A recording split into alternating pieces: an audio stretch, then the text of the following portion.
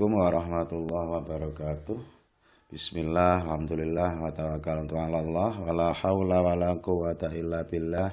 Wassalatu wassalamu ala rasulillah wa ala alihi wa sahbihi wa mawalah, amma ba'dah.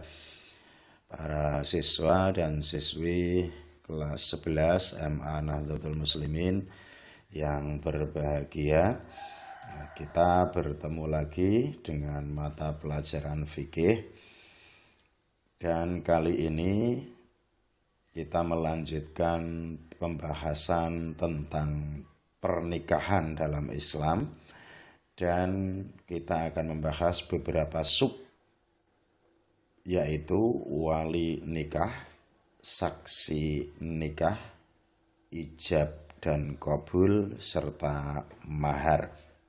Oleh karena itu, kita awali dengan membaca basmalah bersama-sama. Bismillahirrahmanirrahim.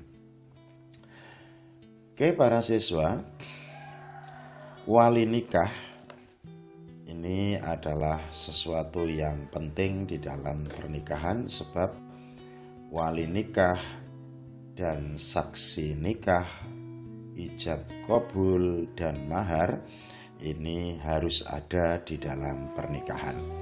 Dan wali nikah itu sendiri adalah wali dari perempuan yang melakukan akad nikah dengan pengantin laki-laki yang menjadi pilihan wanita tersebut.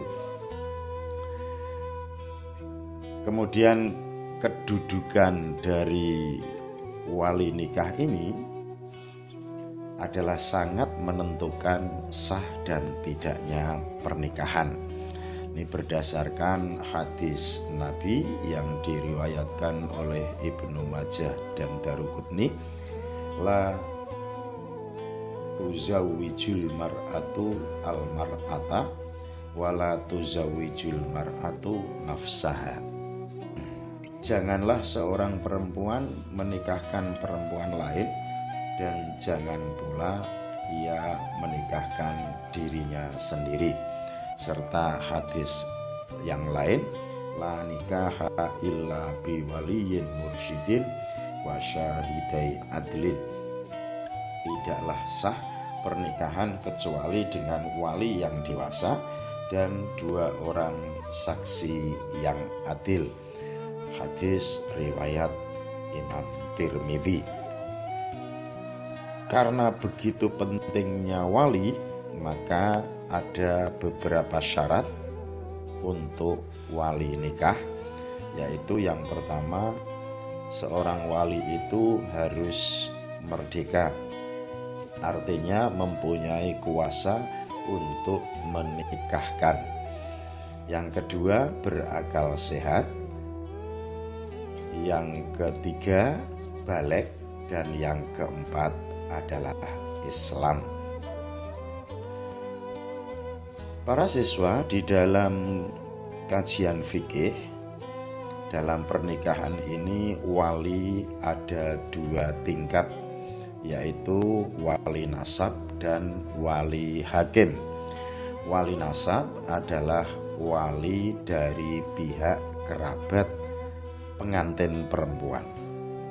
Sedangkan wali hakim adalah pejabat yang diberi hak oleh penguasa untuk menjadi wali nikah dalam keadaan tertentu dan dengan sebab-sebab tertentu. Nanti kita bahas di belakang. Dari dua tingkatan wali ini, baik wali nasab maupun wali hakim, maka di sini urutan wali dari yang paling kuat memiliki hak perwalian sampai yang paling lemah. Yang pertama adalah seorang ayah. Ini yang paling kuat untuk menikahkan putrinya. Jika ayahnya tidak ada atau tidak bisa menikahkan, baru turun hak wali kedua, yaitu kakek dari pihak bapak dan terus ke atas, buyut, canggah dan seterusnya dari pihak bapak. Kemudian yang ketiga, saudara laki-laki kandung. Yang keempat, saudara laki-laki sebapak.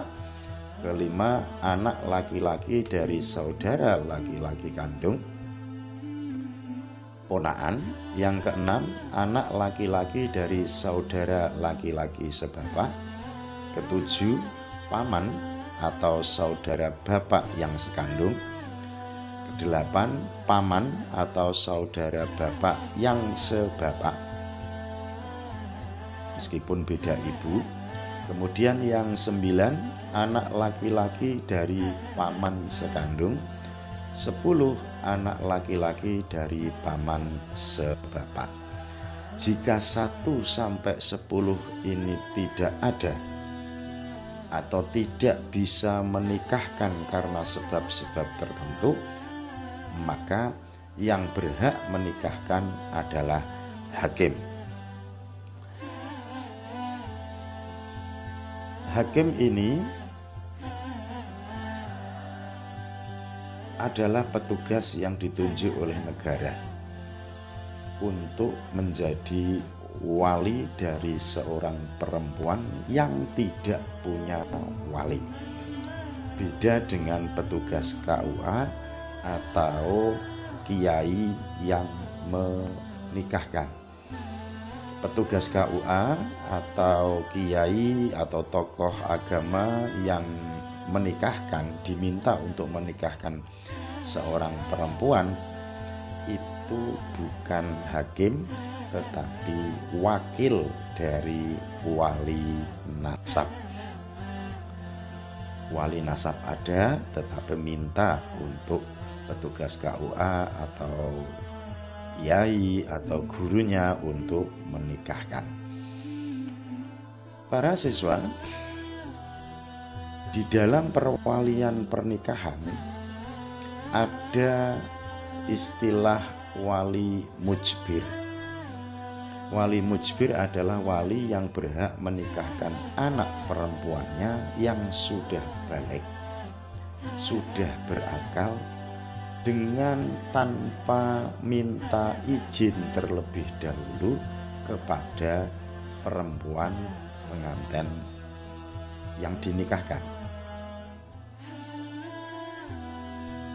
Dan wali mujbir ini hanya dimiliki oleh seorang ayah dan seorang kakek. Selain itu tidak bisa menikahkan tanpa izin. Karena wali mujbir ini berhak menikahkan tanpa izin, maka harus memenuhi syarat. Syarat-syarat wali mujbir yang pertama, tidak ada permusuhan antara wali mujbir yaitu ayah atau kakek dengan anak gadis tersebut. Yang kedua, sekufu, selevel, setara antara perempuan dengan laki-laki calon suaminya. Yang ketiga, calon suami itu mampu membayar mahar atau mas kawin. Dan syarat yang keempat, calon suami tidak cacat yang membahayakan pergaulan dengan calon pengantin wanita seperti buta dan semisalnya. Kemudian untuk wali hakim, seorang pengantin perempuan jika tidak ada wali nasab, maka yang berhak menikahkan adalah wali hakim. Nah, wali hakim ini adalah kepala negara yang beragama Islam. Dalam konteks keindonesiaan di negara kita, Indonesia ini, tanggung jawab ini dikuasakan kepada Menteri Agama yang selanjutnya dikuasakan kepada para pegawai pencatat nikah atau catatan sipil. Dengan kata lain, yang bertindak sebagai wali hakim di Indonesia adalah para pegawai pencatat nikah. Nah, sebab-sebab perempuan itu berwali hakim. Yang pertama adalah tidak ada wali nasab. Maka wali hakim berhak untuk menikahkan perempuan tersebut. Sebab yang kedua, yang lebih dekat tidak mencukupi syarat sebagai wali, dan wali yang lebih jauh tidak ada. Misalnya ayahnya gila, tetapi kakeknya sudah meninggal, sepupunya, pamannya, dan seterusnya tidak ada di tempat. Syarat atau sebab yang ketiga, wali yang lebih dekat, gaib, atau tidak berada di tempat, atau berada di tempat jauh dari wilayahnya, sejauh perjalanan yang membolehkan seseorang untuk qashar sholat. Sebab yang keempat, wali yang lebih dekat sedang melakukan ihram haji atau umroh. Yang kelima, wali yang lebih dekat masuk penjara dan tidak dapat dijumpai. Sebab yang keenam, wali yang lebih dekat tidak mau menikahkan. Ketujuh, wali yang lebih dekat secara sembunyi-sembunyi tidak mau menikahkan. Yang kedelapan, wali yang lebih dekat hilang, tidak diketahui tempatnya dan tidak diketahui pula hidup dan matinya. Jika terjadi hal-hal ini, maka wali hakim berhak untuk menikahkan. Kemudian di samping wali, sesuatu yang penting dalam pernikahan adalah saksi nikah. Kedudukan saksi nikah ini yang pertama untuk menghilangkan fitnah atau kecurigaan orang lain terkait hubungan pasangan suami istri. Yang kedua, untuk lebih menguatkan janji suci pasangan suami istri. Karena seorang saksi benar-benar menyaksikan akad nikah pasangan suami istri dan janji mereka untuk saling menopang kehidupan rumah tangga atas dasar maslahat bersama. Seperti halnya wali, saksi juga salah satu rukun dalam pernikahan. Tidak sah suatu pernikahan yang dilaksanakan tanpa saksi. Ini menurut jumhur ulama. 4 mazhab berpendapat bahwa saksi dalam pernikahan adalah penting dan wajib. Meskipun ada pendapat yang mengatakan tidak wajib, tapi menurut ahli sunnah wal jamaah tidak boleh diikuti. Itu tentang kedudukan saksi. Kemudian jumlah dan syarat saksi nikah. Saksi dalam pernikahan disyaratkan 2 orang laki-laki yang sudah dewasa. Selanjutnya ada 2 pendapat tentang saksi laki-laki dan perempuan. Yang pertama, pernikahan yang disaksikan seorang laki-laki dan 2 orang perempuan adalah sah. Yang kedua, pernikahan yang disaksikan seorang laki-laki dan 2 orang perempuan tidak sah. untuk pendapat yang pertama ini diangkat oleh mazhab Hanafiyah. Kemudian untuk syarat-syarat saksi, tidak sembarang orang bisa menjadi saksi. Jika tidak memenuhi syarat, maka kesaksiannya tidak sah. Yang pertama adalah dia seorang laki-laki. Yang kedua, beragama Islam. Yang ketiga, baligh. Yang keempat, bisa mendengar dan memahami perkataan dua orang yang melakukan akad nikah. Yang kelima, bisa berbicara, melihat, dan berakal normal. Dan yang keenam adalah adil. Dalam hal ini, adil adalah orang yang tidak sering melakukan dosa, kebiasaan melakukan dosa. Itulah syarat-syarat saksi. Oke para siswa, di samping wali dan saksi, dalam proses pernikahan ada ijab dan qabul. Ijab yaitu ucapan wali dari pihak perempuan atau wakilnya sebagai penyerahan kepada pihak pengantin laki-laki. Kemudian qabul yaitu ucapan pengantin laki-laki atau wakilnya sebagai tanda penerimaan.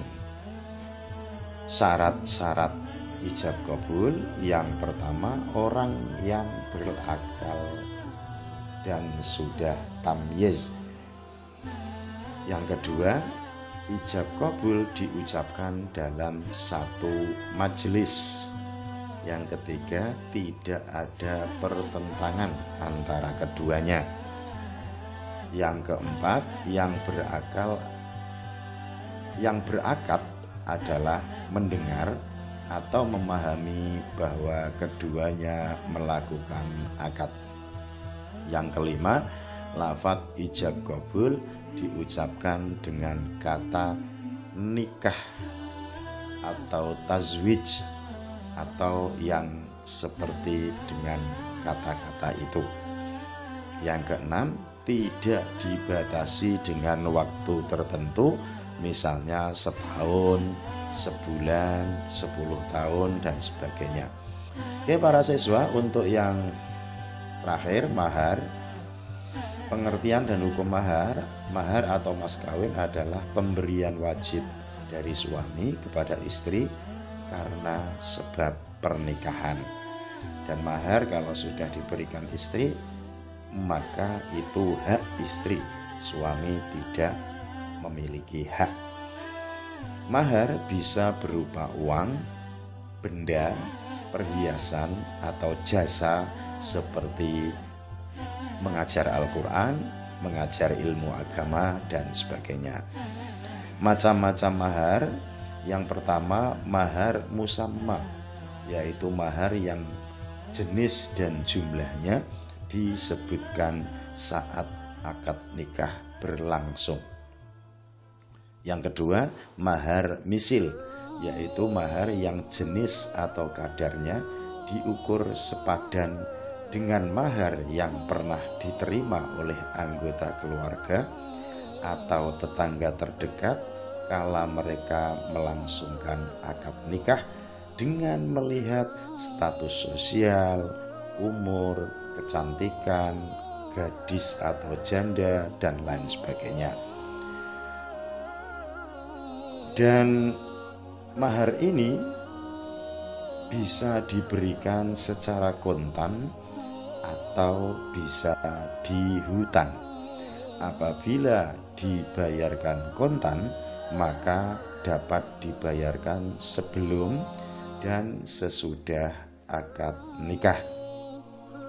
Apabila pembayaran itu dihutang, maka pertama wajib dibayar seluruhnya 100% apabila suami sudah melakukan hubungan suami istri atau salah satu dari pasangan suami istri meninggal dunia walaupun keduanya belum pernah melakukan hubungan suami istri.